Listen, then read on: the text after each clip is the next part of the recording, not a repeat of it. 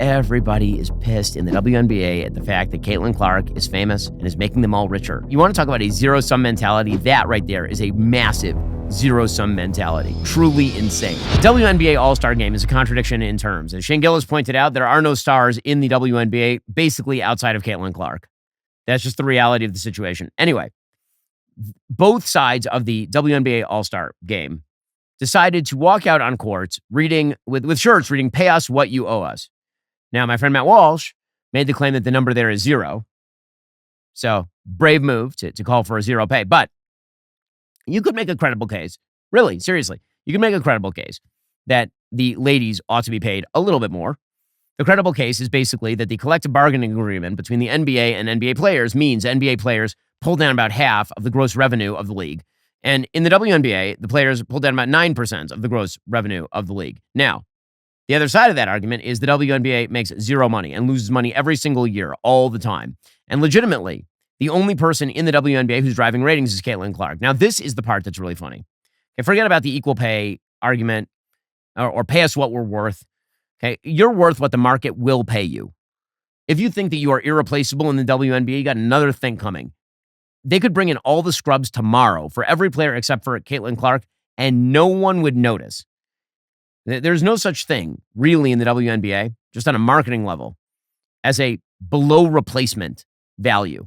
You could pick up any group of college basketball playing women, substitute them in, except for Clark, who's famous, and no one would notice the difference, is the point. But put that whole thing aside. The utter cattiness with which all the WNBA players treat Caitlin Clark, who's legitimately their meal ticket.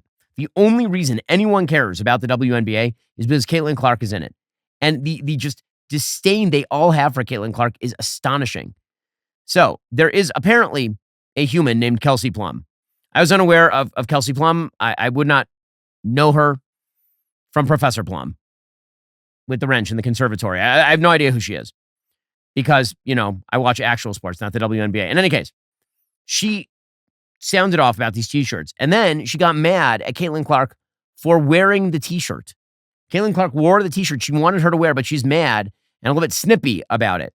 If you want to blow up stereotypes about women snipping at each other, this is actually not the way to do it right here. Well, it was a very powerful moment. We didn't, at least as players, we didn't know that was going to happen. So I think it was kind of like a genuine surprise. But the t-shirt, just United Front was determined this morning that we had a meeting for. And, not to tattletale, but zero members of Team Clark were very present for that. But no, we were just, we had a very... that really needed to be mentioned. So you can see, even, I believe the person next to her, and I have to look it up because, again, I don't know who any of these people are, but apparently that person is named Sabrina Ionescu. She plays for the New York Liberty. I had to look up the name of that team as well. It says it in mensjournal.com. New York Liberty star, Sabrina Ionescu. Okay, again, star is an extraordinary term. She's like, why are you even mentioning this?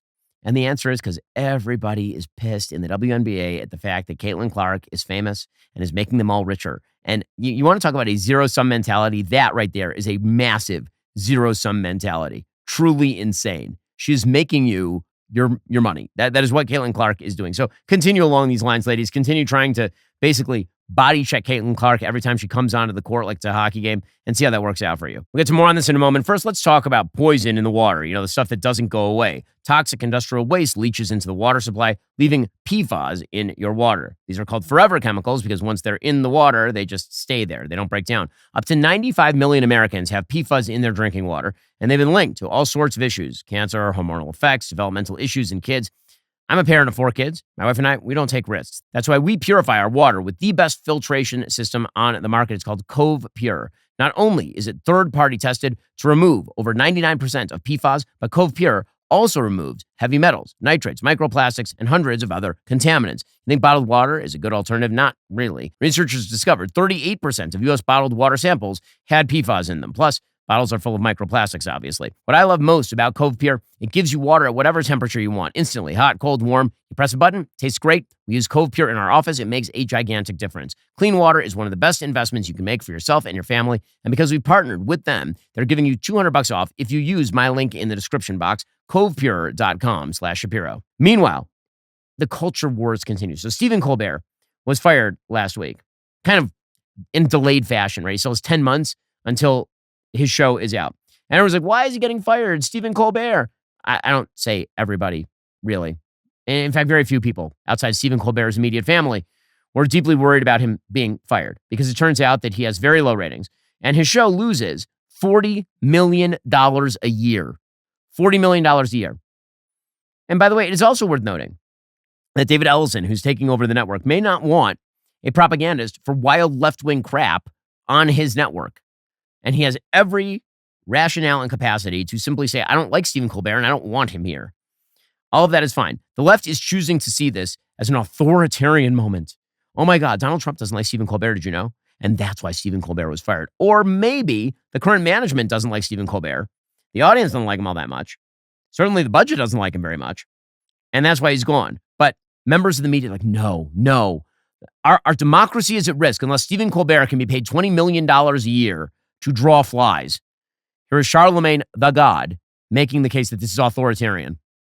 Let's call it what it is. Paramount is looking for FCC approval for its Skydance merger. Trump can block that if he wants to. So canceling Colbert is an obvious move to appease Donald Trump. And I need to tell y'all something.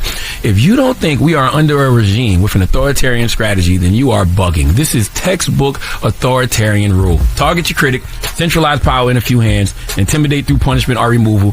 And you know what that usually does? Shuts people the F up, okay? Tightens control over public discourse, sends a message to all media outlets that criticism of Trump could cost you access, approval, editorial control, all your job. This is what authoritarian regimes do. They weaponize legal systems to punish dissent and control messaging.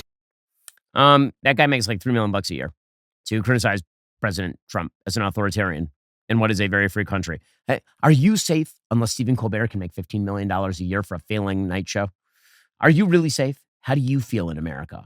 Do you feel that Hitler is coming around the bend because Stephen Colbert will only make $5 million going to work for MSNBC or whatever comes next? Meanwhile, Rosie O'Donnell, safe from her perch in Ireland, is very mad.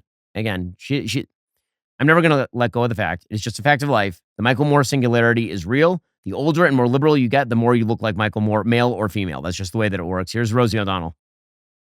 I think Americans should stand up and say, no way. You're not going to silence us. You don't have the right to silence us. You never did and you never will.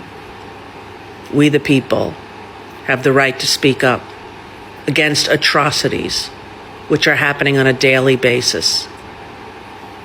ICE, his own personal Gestapo. What will it take, America? What will it take? He's going to arrest every artist that disagrees with him, and pretty much every artist does. Whether or not they're brave enough to say it is another thing. Can you name an artist that Trump has arrested? Like one? Again, I failed to see the great threat to the Republic in Stephen Colbert not being able to make $15 million for a show that loses $40 million a year. I don't know. Call me weird. Well, that's all for now, folks. Don't forget to like, subscribe, and comment your thoughts down below. Be sure to check out all of the other great content on my channel. I'll see you here next time.